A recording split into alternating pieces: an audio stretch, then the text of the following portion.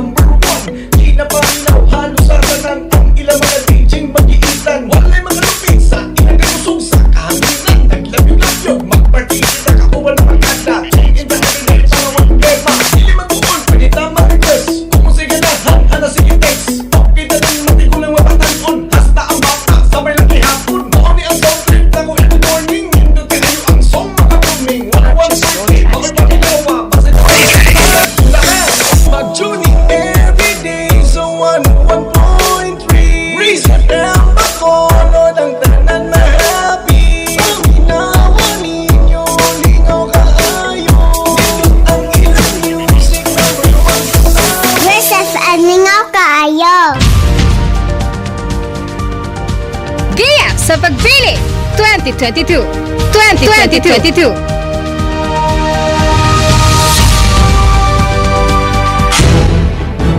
Usa ka oras nga tulumanon, matag Lunes hangtod Biyernes, alas 12 ang takna sa udto, ngadto na sa launa ang takna sa hapon.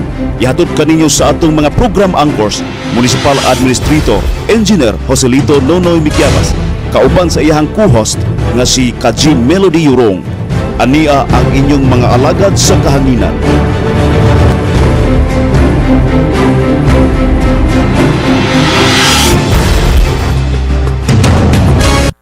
Okay, maayong adlaw sa lahat ng ating mga suking at tigpaminaw. Oras to karon alas 12:12 or alas 12:02. Adlawng Miyerkules, March 9, 2022. So, hello po sa lahat ng ating mga viewers out there. Atong mga listeners out there, kumusta po kayo dyan? I hope na nga okay na mo diha despite sa atong na-experience again na pag-ulan-ulan dahil nga dulot ng LPA. And then I hope sa lahat natin mga listeners out there, mga viewers out there, okay lang po kayo. I know for sure lahat is devastated or exhausted kumbaga kasi nga marami ang mga nagaganapan especially sa ating community, sa ating country, and then sa ibang bansa din, particularly ang battle po ng Russia and Ukraine. So I hope sa lahat nating mga KG out there, hindi man nyo ako nakikita or naririnig, but our prayers po sa lahat na mga nakatira sa Ukrainian, mga lumulupyo sa Ukrainian, mag-ingat-ingat po kayo dyan. Please, don't forget to always pray. Dasig lang kayo dyan, mga KG. Sabi nga ng ating municipal administrator na prayer is the best weapon. So, keep on praying po. I know malalagpasan nyo niyan yung pagsubok sa buhay. Kasi nga dati din kami dito po sa Pilipinas, particularly po sa Mindanao, way back 2017, if not mistaken, or 2018, nung kami po inatake din ng mga ISS or hindi, mga doon sa Marawi, yung mga basta tag-ibang bansa din. O ISS nga, di ba? ISIS pala, ISIS. Ganun din naging exhausted din, naging devastated din yung nangyari po doon sa Marawi City. But through prayers and of course through unity, ayun, na-curtail din ang maong gubot doon sa Marawi City. So our prayers po and our sympathy sa lahat ng mga Ukrainian na mga people doon. So keep on praying. And then yun po, unity lang po para magkaroon ng peace and order. And then through unity din po na ay boom sa economy, mag-prosper gihapon inyong country. So again, through prayers po, our sympathy and prayers po sa inyong lahat dyan sa Ukraine. So hello again sa lahat ng mga viewers natin, mga listeners out there, and then sa mga nangaon karon maayong pagpaniod to. I hope nga okay na mo diha despite sa aton na experience nga weather condition karon nga madag-umon gihapon atong palibot. Sa lahat po ng mga naay plano nga mulakaw, please don't forget to bring your payong and kaya dili gid nato ma-anticipate atong weather condition. Umulan, biglang uulan, and then iinit na naman. So ito po ang natawag na climate change. So dapat talaga alagaan natin ating kalikasan, Meki G. Hindi pa po huli kasi po we're still living in this earth. So dapat ang ating gawin is linisin ng tama or itapon lahat ng tama ang ating mga basura. Magtanim po ng puno. It's never too late. Kaya nga dapat talaga ngayon pa lang is magsimula na po tayo na maglinis sa ating bahay. Magtanim po ng mga puno and then itapon po sa lahat ng tamang basurahan or tamang lalagyan ng basura po. Kanya-kanyang basura natin yan itapon po sa tamang lalagyan. So hello again. Today is March 9 at 2022 Wednesday na napod mo karon sa programa nga Giya sa Pagpili 2022. Isa ni siya ka programa nga namugna po sa ating Municipal Administrator, Engineer Joselito Miquiabas. Salamat kayo sir sa mga opportunity. And salamat po ay sa lahat ng ating mga listeners out there, mga viewers out there nga naagi interaction na nagaganap. I hope po nga naagid mo yung nakuha na information na nabasa na lang po sa atong mga likers, sa mga viewers, although I know nga busy sila lahat, but they give time para po maminaw. May God bless you all po. So again, kani nga programa is tagaan o gabay ang lahat ng mga voters kung sino po ang inyong ginaaying, particularly po sa presidential seat. So last March 3 and 4 nagsugod na tag og balik sa mga presidential balls. Una po si Ping Lacson, and then sumunod si Bongbong Marcos, and then si Iskong Moreno Dumagoso, and kagahapon ang biography, accomplishments, and a platform ni Senator Manny Pacquiao. So recap lang po tayo. Hello again sa lahat ng mga viewers out there. Sa mga late tuners, I am live po sa itong frequency 101.3 Grace Covenant FM. And live din po ako sa among Facebook account, that's Grace Covenant Official Account, and sa atong YouTube na channel. Parang wala namang copyright na nagaganap dito. Kasi wala namang music, wala namang background na music. So okay lang po ako, safe po ako sa among YouTube na channel. Meron kasing nagdeklamo na makapiright daw ko. Ano ba yan? Are you studying, guys? Wala namang music ito. So, dapat talaga maintain akong pag-live sa mong YouTube na channel. Again, that's Grace Covenant FM 101.3. So, recap lang po tayo, kabahin po sa biography ni Senator Manny Pacquiao. Giya sa Pagpili 2022. Okay, si Emmanuel Dapidon Pacquiao has rise from abject poverty to the pinnacle of his sports, was made even more remarkable by his life outside the ring. So doon pa talaga siya nagsimula bilang isang boksingero po. And then, nagkaroon na siya ng maraming mga negosyo. And then, sumabak na siya sa mundo ng politika. Or baka nga nauna yung pagsabak niya sa mundo ng politika hanggang nagkaroon ng maraming mga negosyo. So congrats dahil kay Senator Manny Pacquiao, no? Madami na talaga siyang pera. Hi to you, Manny! Okay, kabahin siyang major legislation. Muna ang pasang bill, kaning National Bible Day Act, Handbook of OFWs Act of 2018, Philippine Identification System Act, Free Internet Access in Public Places Act, and 105-day Expanded Maternity Leave Act. So yun po ang kanya mga major legislation. Kabahin naman po siyang legislative record. He authored and co-authored bills as representative during the 15th and 16th Congress 2010 to 2016 that were enacted into law, so 14 nakabuok. Kabahin naman po siyang pending authored and co-authored bills as representative during the 15th and 16th Congress, 83 kabuok. And then siyang authored and co-authored bills during the 17th and 18th Congress, way back 2016 hanggang up to present, that were enacted into 37 law. And then naapoy pending and authored and co-authored bills during the 17th and 18th Congress, 146. So kabahin naman sa mga co-authored 6 laws in the House of Representatives, kaning Republic Act 10679 or the Youth Entrepreneurship Act, passed on August 27, 2015. Another one, kaning Republic Act 10699 or the Sports Benefits and Incentives Acts of 2001, passed on November 13, 2015. And lastly, kaning Republic Act 1077 or Act declaring September 1 of every year as special working holidays and no class in schools in the province of North Cotabato in commemoration of its founding anniversary passed on May 3, 2016. So yun po ang kanyang mga remarkable nga nagawa. And kabahin naman sa kontrobersiya maoni, Manny Pacquiao provokes storm by calling gay people as worse than animals. Next po, accused of mauling a village chief. Another one, when Manny Pacquiao found God again. Next po, the irresistible Krista Ranillo. Next naman po siyang kontrobersiya kaning Pacman versus Taxman. And then, next naman is Pacquiao is consistently criticized for his absenteeism ever since he entered Congress in 2018. So yun po. And then kabahin naman po siyang plataforma. So recap lang po ito sa lahat ng ating mga late tuners, mga late viewers. Hello po sa lahat dyan. I hope nga okay na mo diha. So muna ang plataforma. Pacquiao vows to focus on non-tax revenues.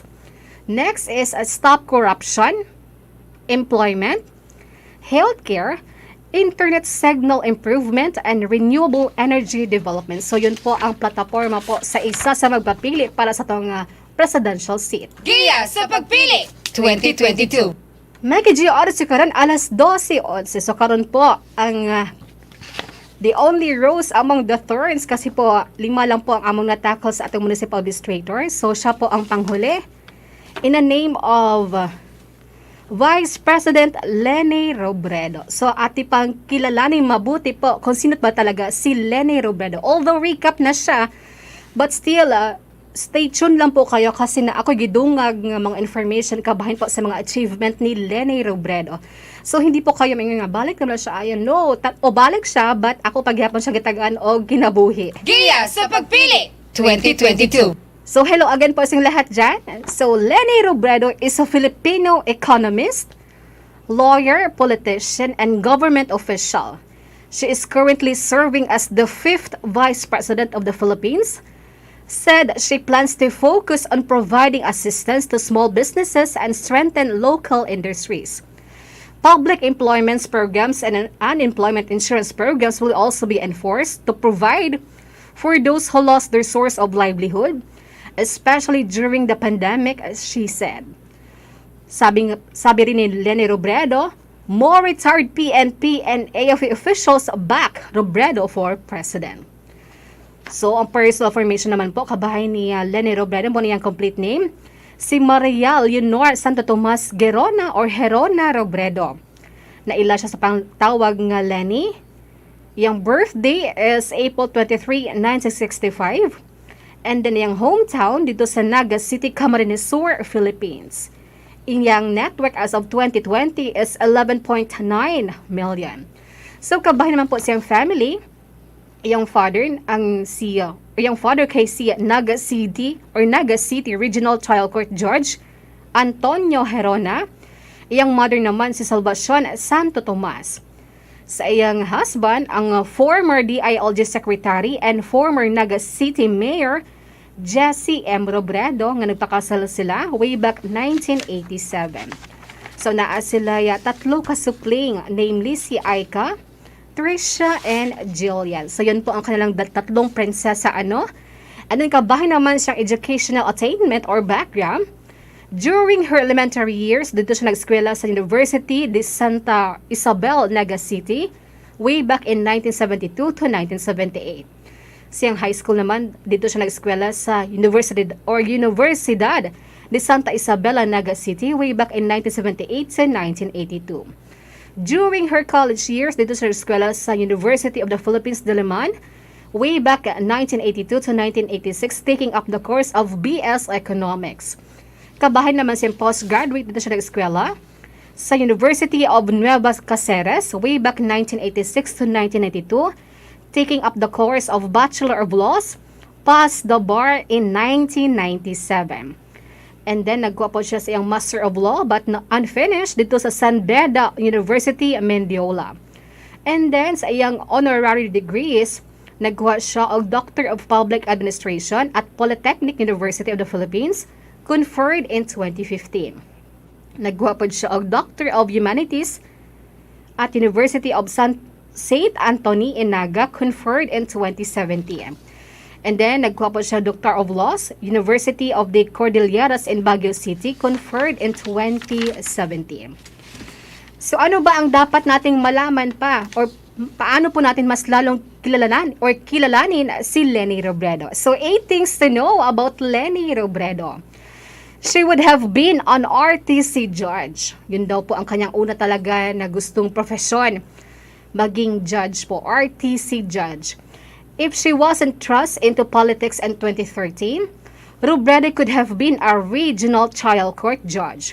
Before her husband's death, she had been shortlisted to become presiding judge in any of 3 regional trial courts con RTC in the Bicol region. She could have followed the footsteps of her father, Antonio Herona Sr., who was an RTC judge in their home city of Naga. He died in October 2013. Leni withdrew her nomination with husband Jesse died. She then applied as judge for any Quezon City Regional Trial Court so he could be with her daughters.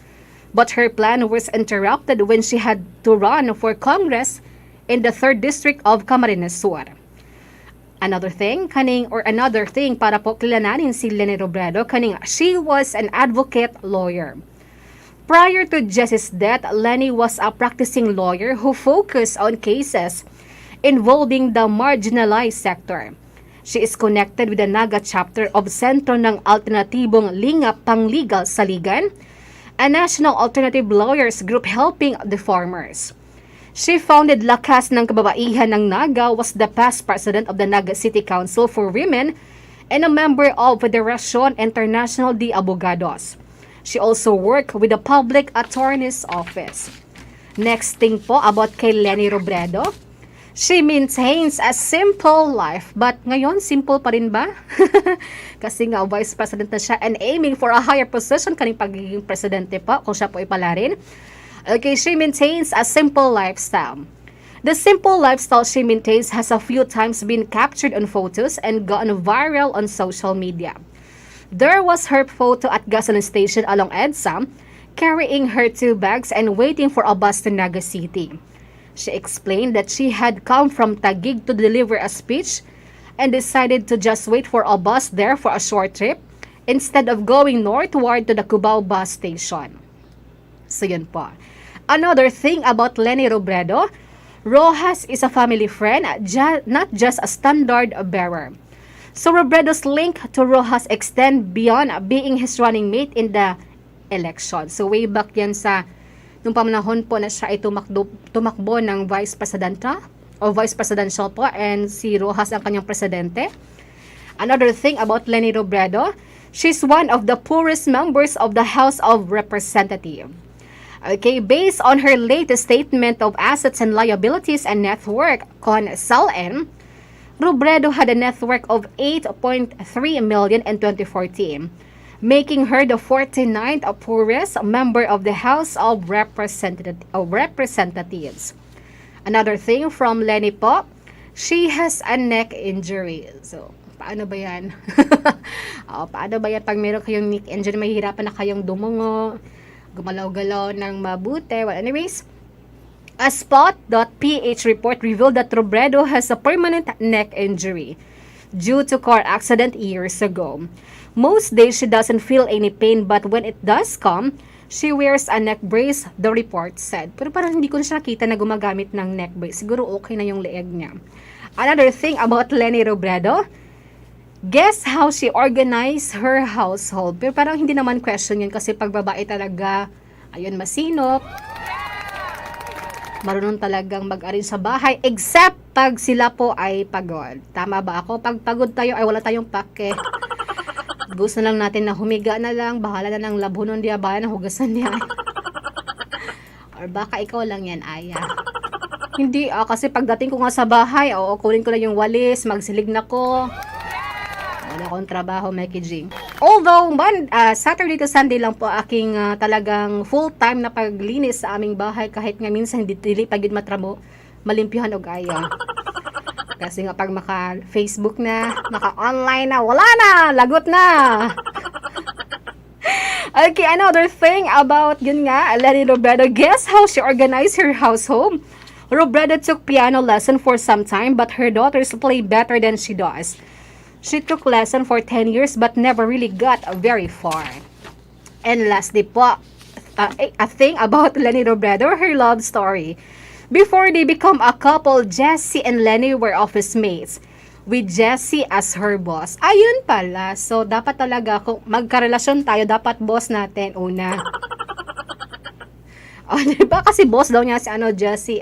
Yeah, yung partner si Jessie daw. After graduating from University of the Philippines in Diliman in 1986, Lenny applied for a job at the Bicol River Basin Development Program called BRBDP, which was then headed by Jessie. So, ayan po ang kanilang love story. So, naging boss niya po si Jessie, or former former Naga City Mayor Jessie M. Robredo. So, yun po ang kanya naging partner na pumanaw po dahil po sa crash plane, ano? And then, kabay naman sa work experience or political career, year 2019, he became a co-chairperson of Interagency Committee on Anti-Illegal Drugs con ICAD. So, paano ba pag both kayo is talagang pareho og wavelength? Hindi ba kayo nag-aaway, Ma'am Lenny? Or talagang nagsusuwa kayo kasi pareho kayo ng wavelength? Siguro kaya nga sila ay talagang nagpakasal din. Pag pareho ka ng wavelength, paano ba mag-measure ng wavelength? Paano paggamit? Binalik pa ulit. Okay, year 2016, she became the chairman of Housing and Urban Development Coordinating Council. And then, year 2016 up to present, she became the vice president of Republic of the Philippines. Year 2013 to 2016, she became the congresswoman at the 3rd District of Camarines Sur. She became a former lawyer at the Public Attorney's Office and former private human rights lawyer. And then, kabahan naman siyang legislative record.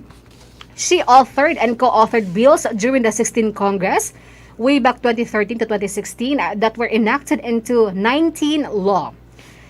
Naapod siya pending, authored, and co-authored bills during the 16th Congress. So, 141 po iyan ang pending, authored, and co-authored bills. And then, kabahin naman sa iyang major legislation, mo niyang Sangguniang Kabataan Reform Act, Tax Incentives Management and Transparency Act, con TEMTA, Open High School System Act, Decriminalizing Premature Marriages or Marriage, Graphic Health Warning Act, and National Children's Month Act. So, muna yung major legislation. O, diyan siya naging remarkable po sa kanyang mga major legislation. And then, kabay naman po siyang achievement as congresswoman. So, muna yung laws nga na-pass. Number 1 is Republic Act 10708, also known as the Tax Incentives Management and Transparency Act, TEMTA. Republic Act 10611, National Children's Month Act. Republic Act 10646, also known as the Charter of the Quezon City Development Authority. Next po, kaning Republic Act 10638, also known as Extending the Corporate Life of the Philippine National Railways for another 50 years. Again, kaning Republic Act 10707, Rationalizing and Strengthening the Probation System. And lastly po, sa kanyang achievement as congressman, mo niyang law nga na-pass, Republic Act 10643, also known as Graphic Health Warning Law. Kabahin naman po siya mga bills nga na-filed as a congresswoman.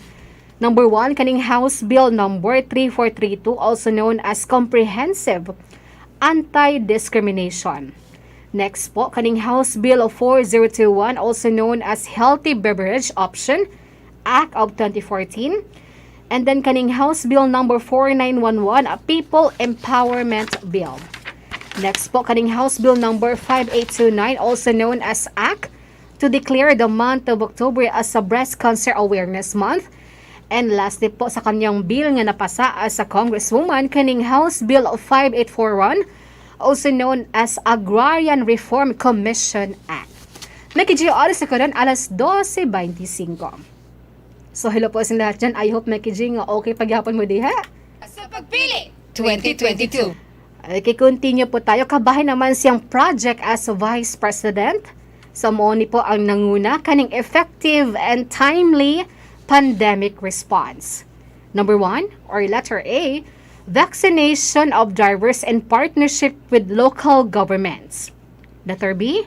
Distribution of testing kits, PPE, face masks, and food packs on the daily basis since the pandemic started. Letter C. Kaning housing project, so muna yung effective and timely pandemic response nga project.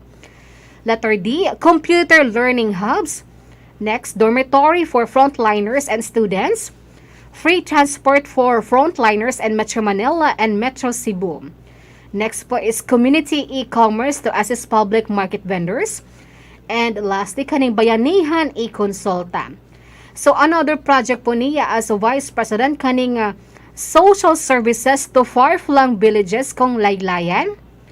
Next, kaning job training kontrabaho hope to out-of-school youth in cooperation with the United States Agency for International Development con USAID. Another project po niya as a Vice President kaning assistance to community and micro-entrepreneurs. Next po kaning healthcare. Although the OVP provides medical assistance mobilizing 82.14 million of its resources towards that regard, it means thrust our mental health and malnutrition. Next po, or sa iyang project as Vice President kaning education, Robredo wants everyone to have access to quality education, which is why her office partnered with different agencies and organizations to provide better opportunities for all. Next naman, kaning woman empowerment. The Office of the Vice President established the Angat Buhay Workshop for aspiring women entrepreneurs because it aims to give representation, voice, and active participation in society. Next po sa iyong project as Vice President kaning rural development. Robredo also wanted equal opportunities for those in the rural areas. She led initiatives for farmers, fisher folks, and other sectors in agriculture. Next naman po kaning housing and settlement. Before she resigned from the President's cabinet, Robredo chaired the Housing and Urban Development Coordinating Council. This remained at the core of her goals at the OVP. Next, kaning disaster relief and rehabilitation. The OVP has always been present at every disaster that fell on the country, especially when it comes to typhoons.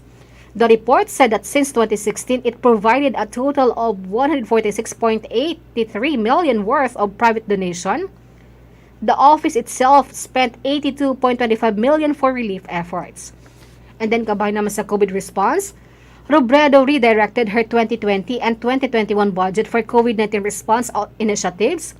These include the Bayanihan e-Consulta, Swab Cab, Vaccine Express, Community Learning Hubs, and Community Marts. So yun po.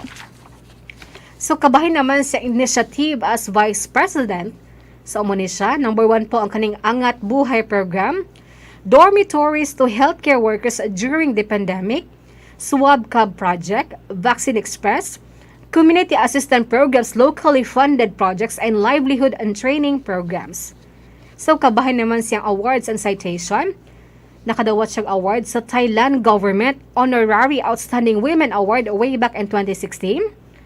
Next, kaning Filipino Women's Network Most Influential Filipino Women of the World Award way back in 2016. People's Asia Magazine People of the Year awardee, year 2021, and Commission on Audit Unqualified Opinion for the Office of the Vice President, year 2019 to 2021. And kabahin naman po sa inyong advocacy is Giya sa Pagpili 2022. Okay, pro-transparency of freedom of information. She religiously filed her statement of assets and liabilities and network on SALN. Napod siya advocacy kabahin aning anti-political patronage, anti-political dynasty, anti-extrajudicial killing, pro-drug rehabilitation of drug victims, pro-same-sex unions, and lower electricity prices. And then kabahin naman po siyang other controversies on controversies. Fake news surrounded Robredo has snowballed online ever since she announced her candidacy for Vice President in 2015. Next naman po, Bongbong Marcos filed an electoral protest against Robredo, claiming she cheated in the 2016 election. The Supreme Court has unanimously junked the petition after 5 years. So, mo yung mga controversy po. Next naman, President Duterte had a frosty relationship with the Vice President as the latter is the position de facto leader in 2019. She fired the Vice President just 3 weeks after giving the post of ICAD chair. As ICAD or ICAD chair, Robredo issued her recommendation to reform the anti-drug campaign of the government. She also requested for a full list of high-value target anti-drug war operation with the PDEA and the PNP decline. So yun po ang mga controversies na encounter po ng ating aiming na magkaroon na makapwesto po sa presidential seat. And then another na iyang controversy kaning Robredo gives homework to youth to convince parents to shun Marcos. Their task is to convert their parents who are Marcos supporters to vote for her and her team. So bagong-bago lang po ito ang controversy. Karing Robredo gives homework to youth, convince parents to shun Marcos, to convert their parents who are Marcos supporters to vote for her and her team. So kabahin naman po sa stand issues. So ang nangunguna pa rin kaning COVID-19 pandemic. Pili 2022. So muna yung stand mekiji, kalayaan sa COVID-19. It is a plan that includes sufficient wages to healthcare workers, free COVID-19 testing, sufficient vaccine supply, and the implementation of a telemedicine system. Another is strengthening the healthcare system by increasing the capacity of hospitals, installing a nurse for each barangay, and fixing the PhilHealth agency. Another one hits the government lack of sense of urgency when COVID-19 was still pandemic.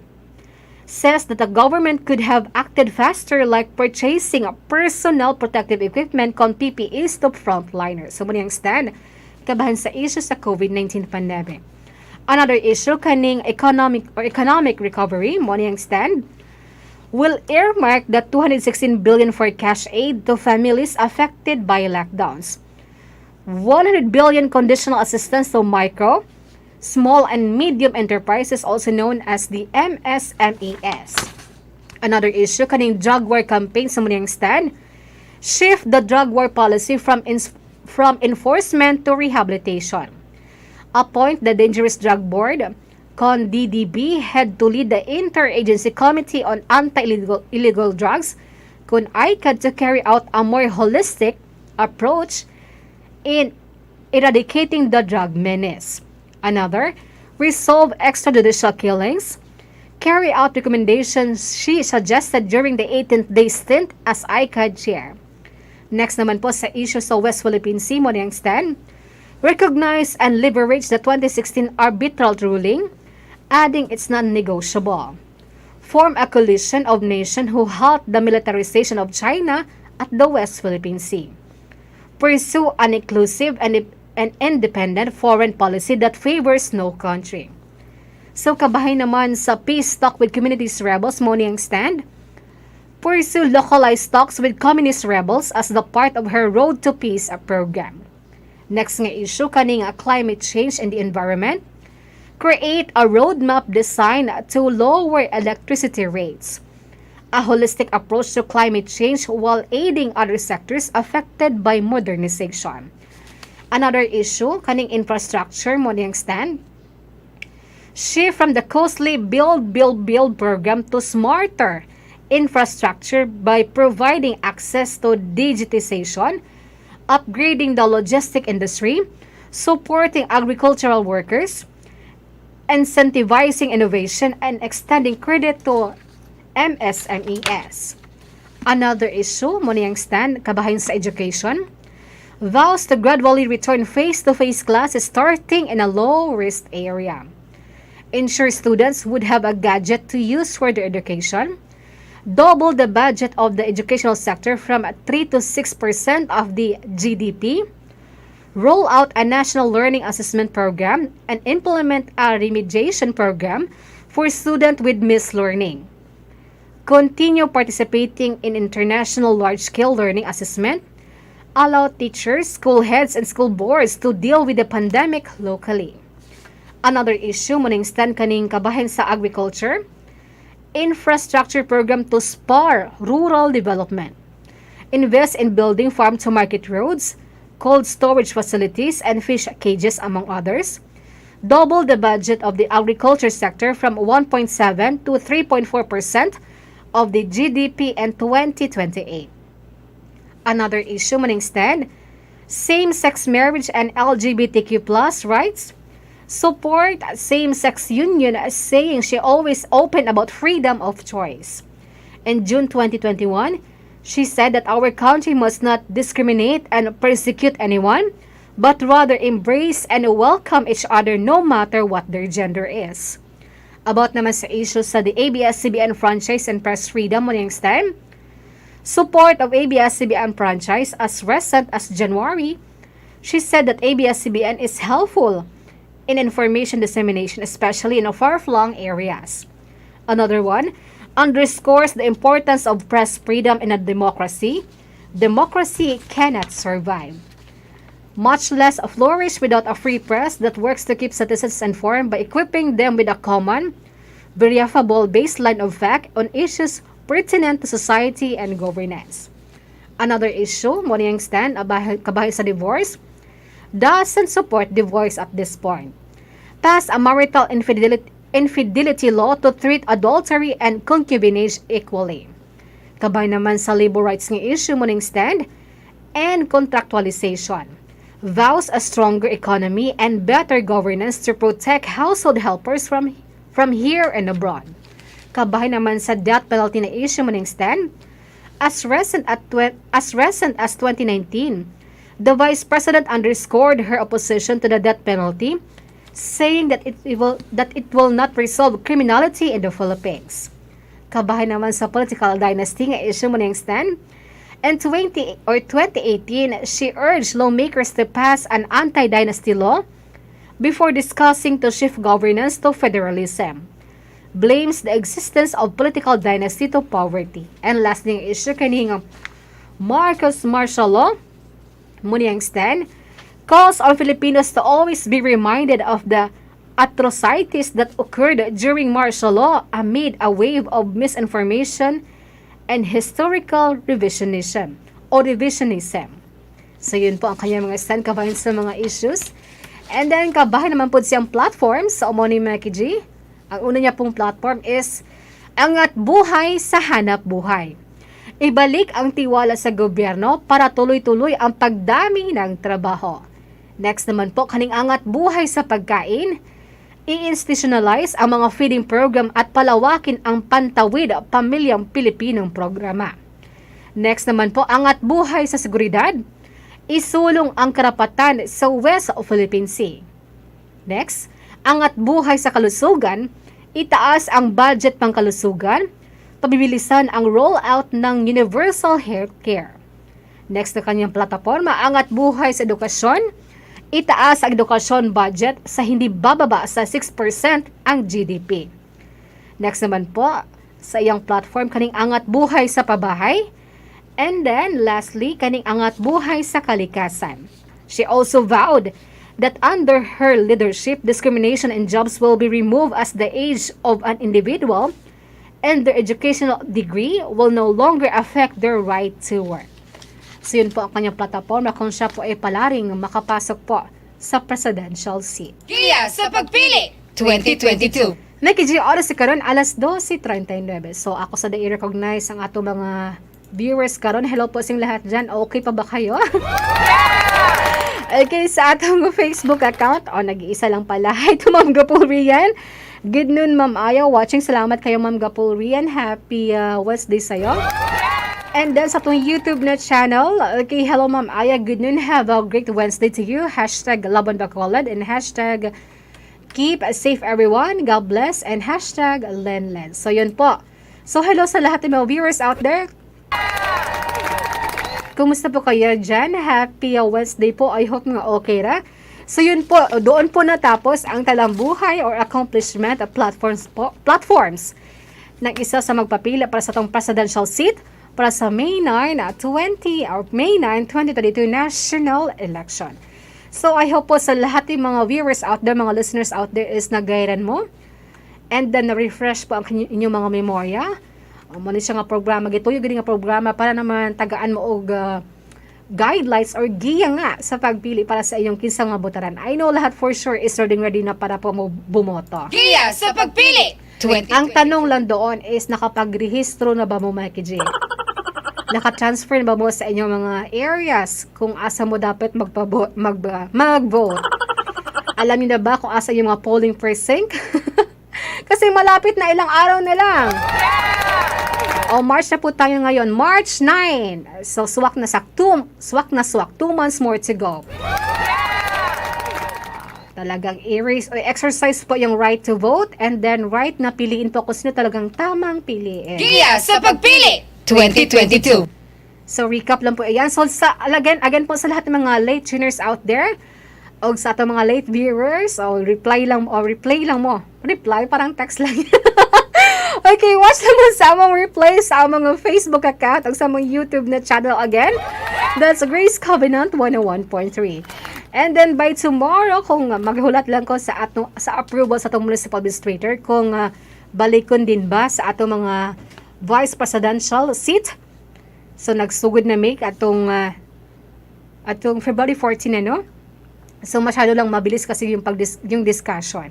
So baka tomorrow magsugod na po og balik about sa biography and accomplishment platform sa magpapili sa atong vice presidential seat.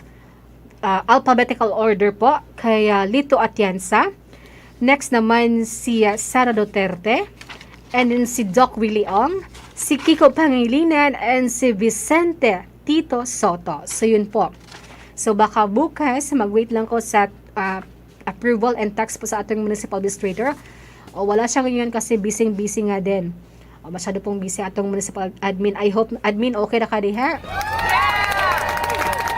And then sa lahat din po na mga plano ng mga lakaw or namulakaw, kitang-kita ko po na talagang umulan na naman. So dapat talaga, ulan, undang na ba? Kaya diligin mi katalog lakaw, anit siya. Asali ka padulong aya. Magliw-liw. Bakit ba? So sa lahat nga na plano nga mulakaw dyan, don't forget to bring your pala Mikey and then drive safely po kay slippery kitong dalan. And then again, sa lahat na mga lumulupyo diha sa bansang Ukraine, our prayers po and our sympathy po sa inyong lahat dyan. Please don't forget or wag niyo pong kalimutan na to keep on praying. I know in prayers nothing is impossible. So dapat talaga magtulungan po lahat ng mga country para po mahalin din po tayo ng ating inang kalikasan po. Kung tayo po ay magulo, tapos magulo na lahat talagang, ewan ko na lang. So, ato lang tagid sa Mars mamuyo. Gusto niyo ba iyon na ato lang sa Mars? Meron nga pictures talagang gusto na nilang ipatronize ang pagpuyo doon sa Mars. Nakita niyo ba? Sa lahat ng mga Facebook platform. Hindi ko talaga pinag-aaralan na nila kung pwede na ba talaga doon makatira sa Mars. So, wag naman. Dito lang po kami sa Earth po. Kasi mahal namin ang aming Earth. Ano nga tawag? Mahal namin ang aming Earth. So, oras siguro alas 12:44. Again, hello po sa lahat ng mga viewers out there, mga listeners out there. I hope na nahayagan mo. And by tomorrow, baka ibalik namin yung mga vice presidential din na aiming for vice president seat. Again, si Lito Atienza. So, by tomorrow po. So, mag-uban-uban na po balik. Same time, 12 to 1. Same frequency po. 101.3 Grace Covenant FM. Once again, goodbye and God bless us all. Bacolod, padayon pagsidlak. Giya sa pagpili 2022.